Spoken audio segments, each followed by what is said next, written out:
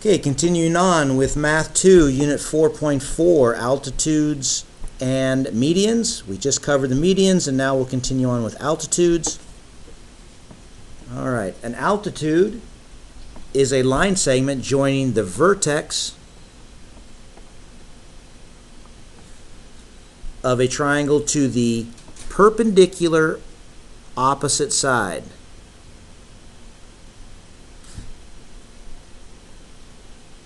And what I mean by that, if we go from the vertex of a triangle to the opposite side, so that we hit that opposite side in a perpendicular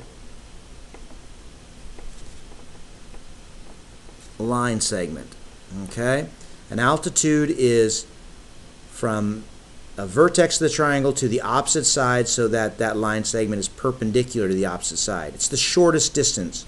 You'll remember we talked on Tuesday, if you are at a point in space and you want to find your way to some line or line segment, the shortest distance is always going to be perpendicular to that line or line segment. So the altitude is from the vertex to the opposite side, the shortest distance to the opposite side, which is going to end up being perpendicular. Okay, and just like the other line segments we've talked about, every triangle has 3 altitudes.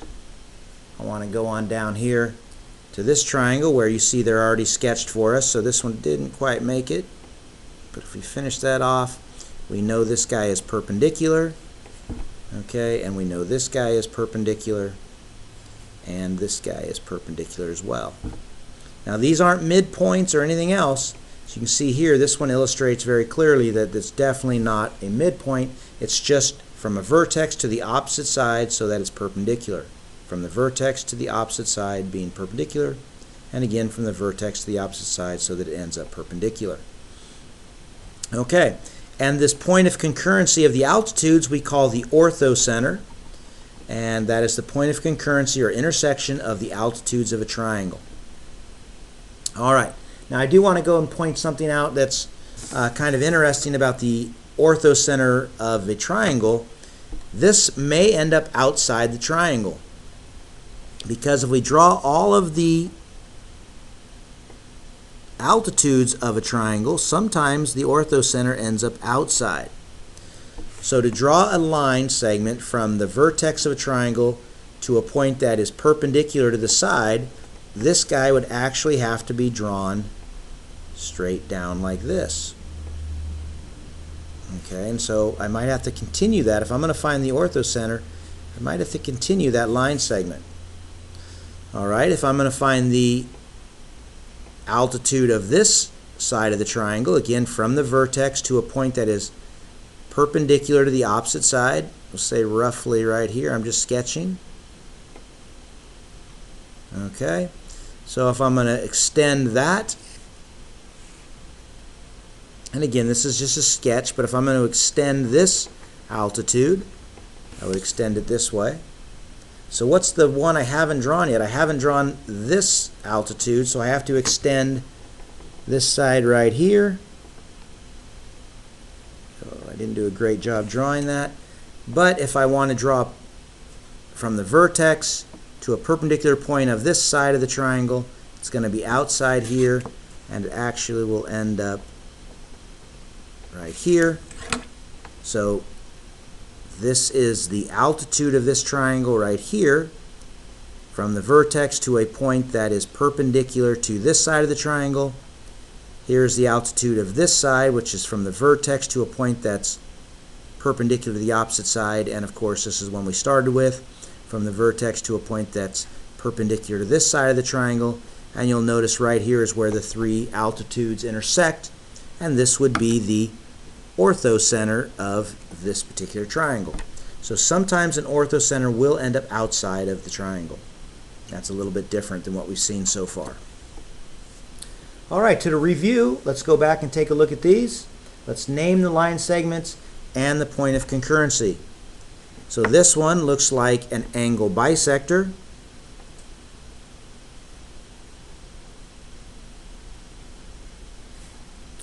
This guy looks like a median.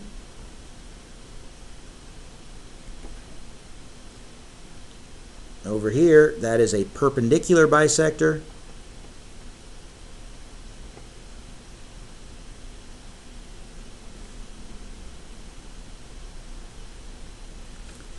And finally, we have the altitudes. All right. So the angle bisector, median, perpendicular bisector, and an altitude. Okay? Altitude, we just did that one. Its point of concurrency is called the orthocenter.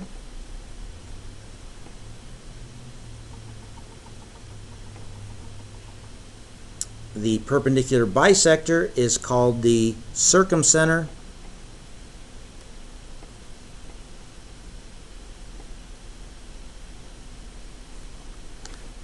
The median is called the centroid. And finally, angle bisector is called the incenter.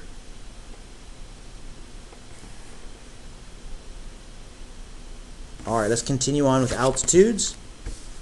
All right, we're only going to do a couple of these, but here we're asked to find the circumcenter, the centroid, and the orthocenter of these three triangles. All right, so I'm going to do these quickly because I don't want to spend that much class time doing these videos. But quickly, the circumcenter, remember, is where we find the perpendicular bisectors. So this one should be easy to find the perpendicular bisector. First of all, it's a vertical line, so we know our perpendicular bisector is going to be horizontal, and midpoint is where the bisector part comes in. So 1, 2, 3, 4, 5, 6, 7, 8, 9, 10, 11, 12, 13, 14. So it looks like if we count down 7, or count up 7, 1, 2, 3, 4, 5, 6, 7, this is where we'll find our perpendicular bisector. The bisector, we just counted out, and perpendicular means it's got to be a horizontal line. Okay? Now, we have to find the perpendicular bisector of this side. So the first thing we need to do is find the midpoint. So I think we're going to have to find this point. I'm going to call this point A, B, and C. So the midpoint of AB, first we have to find the endpoints. So 1, 2, 3, 4, 5, 6. 1, 2, 3, 4. So A is at -6, 4. And B is at 1, 2, 3, 4. 1, 2, 3, 4, 5, 6. So B is at, let me count again just to make sure, 1, 2, 3, 4, 1, 2, 3, 4, 5, 6. 4, 6. Okay, to find the midpoint of AB, the midpoint formula, it's going to be -6 plus 4 divided by 2. And 4 plus 6 divided by 2, which gives me a midpoint of AB of -2 over 2, which is -1, and 10 over 2, which is 5. So our midpoint should be at -1, 5. So that would be, oh, I'm sorry, what did I do wrong here? It was -6, wasn't it? So let's fix that. So that should be -6, which means that's going to be -2 divided by 2. And so we know it should be at -1, -1. That looks much better. -1, -1. That's perfect right there. Okay, now the next thing, if we're going to find something to be perpendicular to AB, we have to find the slope of AB. And instead of using the slope formula, well, let's go ahead and use the slope formula. We have 2 points AB, so let's go ahead and use slope. It'll be good practice. The slope of AB is delta y over delta x. So that's going to be 4 minus -6 over -6 minus 4, which is, when we add the opposite, 10 over -10, which gives us a slope of -1.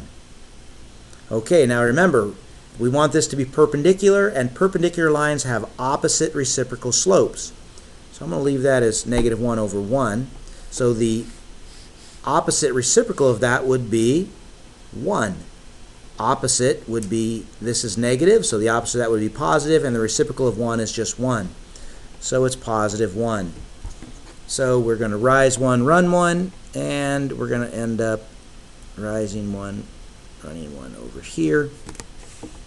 Boy, that is not a very good graph. You can see this is not, so it's going to end up right there though. Okay, so you can see we have a point of concurrency. We haven't drawn our third perpendicular bisector, so we have to find the midpoint of AC now. A, remember, is at negative 6, 4. C is at 1, 2, 3, 4. 1, 2, 3, 4, 5, 6, 7, 8. Okay, finding the midpoint of AC. So it's going to be negative 6 plus 4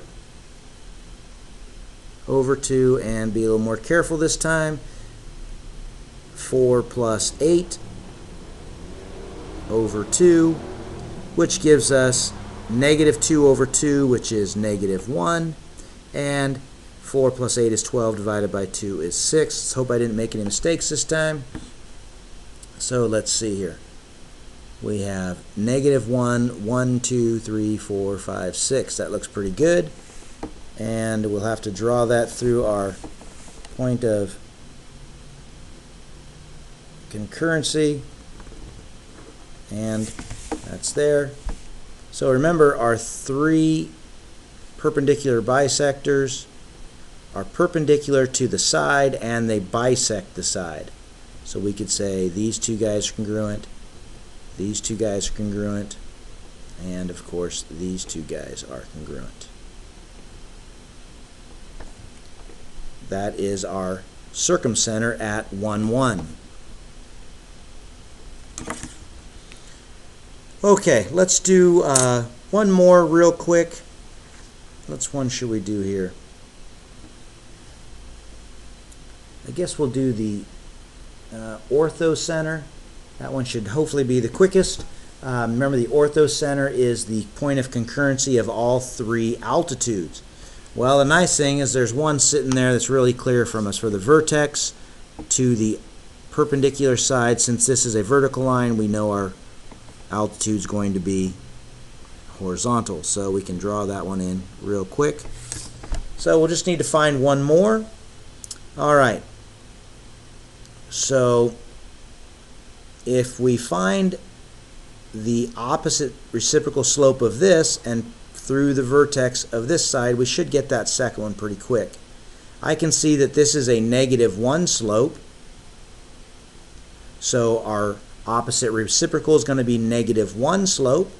And since it's got to pass through the vertex and be negative 1 slope, it's going to go right here, and we can just go from the vertex with a negative 1 slope, which should be right here.